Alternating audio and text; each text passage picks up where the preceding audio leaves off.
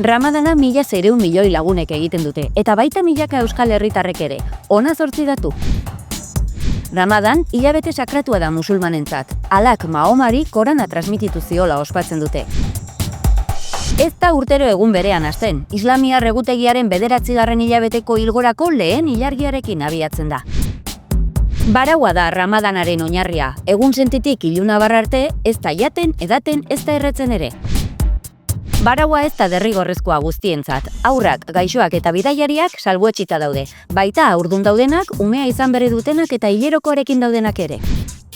Eguneko baraua iftarrarekin amaitzen da, baraua hausteko ilunabarreko otordua da, eta tradizionalki datilekin eta urarekin hasten da.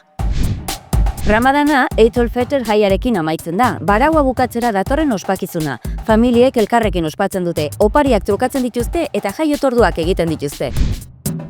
Herrialde askotan lanorduak murrizten dira Ramadan garaian, baraua errazteko. Rio 2016 Olinpiar Jokoak Ramadanean izan ziren, eta hainbat atleta musulman lehiatu ziren arrakasta handiz barauari eutsiz.